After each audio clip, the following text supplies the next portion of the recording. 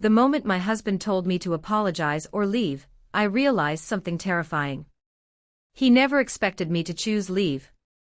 The argument started at a family gathering packed with relatives, opinions, and years of unresolved favoritism. By the end of the night, everyone had taken a side. His mother called me disrespectful. His sister called me selfish. Then my husband pointed toward the door and said, "Apologize right now or get out." I looked at our 3-year-old son sleeping in the guest room. Then I looked back at my husband and quietly decided that by next week, neither of us would be there. My name is Hannah, and I was 34 years old when my husband gave me an ultimatum he never expected me to accept. We had been married for 6 years. We had a 3-year-old son named Oliver, and for most of that marriage, I spent more time keeping peace with my husband's family than enjoying my actual life. Mark wasn't a bad person. At least, not in the way people usually mean. He worked hard, loved our son, paid his share of the bills. But whenever his family was involved, something changed. He stopped being my husband and became their son, their brother, their defender. No matter what happened. His mother had opinions about everything.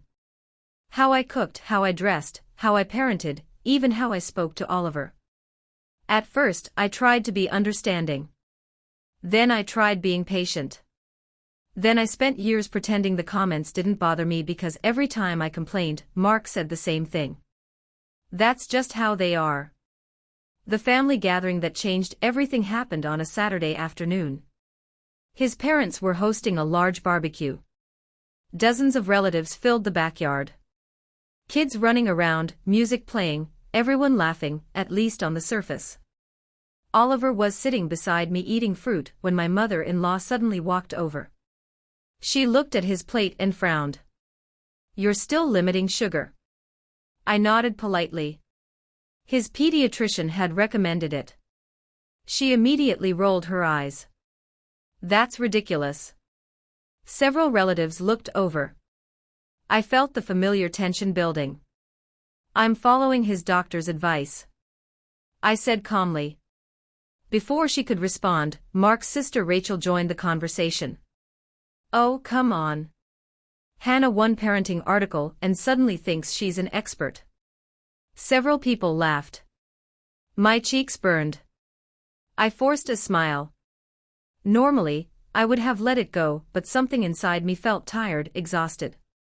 Maybe because it wasn't the first comment, or the 100th. Maybe because I realized Oliver was listening. "I don't think following medical advice is something to be mocked," I replied. The table and quiet. Rachel immediately looked offended. My mother-in-law folded her arms. "There you go again." "There I go what?" "Being disrespectful." The word hit me like a slap. Disrespectful because I defended myself. Around us, relatives began joining the conversation. Everyone had an opinion. Everyone suddenly became an expert on my behavior. The story transformed within minutes. I wasn't defending myself anymore. I was apparently attacking the family. I looked at Mark, waiting, hoping, expecting him to say something. Anything. A simple sentence. "Hannah has a point. Let's move on. Enough." Instead, he sat there silently, watching. And somehow that hurt even more. Then Rachel made another comment. Something about how difficult I always made family events. That was when I finally pushed back. Not yelling. Not insulting anyone. Just telling the truth. I explained how years of criticism had affected me, how exhausting it was, how tired I was of being the family's favorite target. The reaction was immediate. Everyone turned on me. Every single person, including clear's throat Mark. He stood up, his face tight with frustration. "Hannah, stop." I stared at him. "No." The backyard became silent. Mark looked embarrassed, angry, cornered. Then he said the words that changed my life. "Apologize right now or get out." For a moment, nobody moved. Nobody spoke. I looked around the table. Every face expected the same thing. They expected surrender. They expected me to apologize, like I always had before.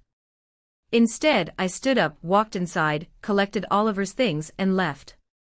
No argument. No dramatic speech. No tears. Just silence. That night, after putting Oliver to bed, I sat alone in the kitchen replaying the entire day. And for the first time, I saw the truth. The problem wasn't that argument. The problem was 6 years of arguments. 6 years of being expected to absorb every insult for the sake of peace. Around midnight, I remembered something. 3 years earlier, an old friend living overseas had offered me a position at her company. At the time, I declined. The next morning, I sent her a message. I didn't expect much. She replied within an hour. The position was still available. The company had expanded, and they needed someone immediately.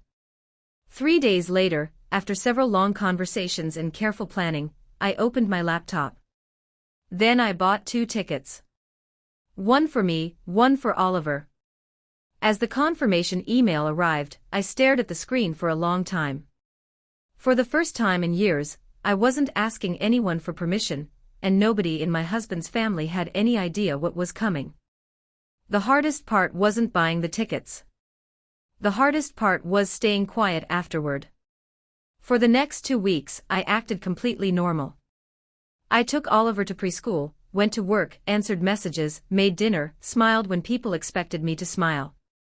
Meanwhile, I was rebuilding my future one checklist at a time. My friend Sophia helped me arrange everything. The position she offered wasn't a dream job. It was something better, a fresh start. The company was located in New Zealand, and after several interviews, they formally offered me the role. I accepted.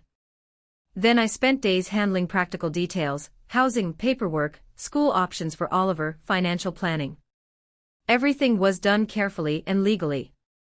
Every decision revolved around one question. Would this create a healthier life for my son? If the answer was yes, I moved forward. If the answer was no, I didn't. During that same period, Mark behaved exactly as I expected. He assumed I would eventually apologize. At first, he barely mentioned the argument. Then he started sending messages, short ones. You ready to talk? We should move past this. Mom feels bad. That last one almost made me laugh. Not because it was funny, because nobody seemed concerned about how I felt, only how everyone else felt. His mother called repeatedly. Rachel sent texts about family unity. Several relatives reached out. All of them wanted peace. None of them wanted accountability. I stopped arguing, stopped defending myself, stopped explaining. Silence turned out to be surprisingly powerful. People can't twist your words when you stop giving them words to twist. 3 weeks later, everything was ready. The apartment, the job, the school, the support network, the tickets, the future. The night before our departure, Mark came home carrying takeout from my favorite restaurant, an old peace offering, one that usually worked.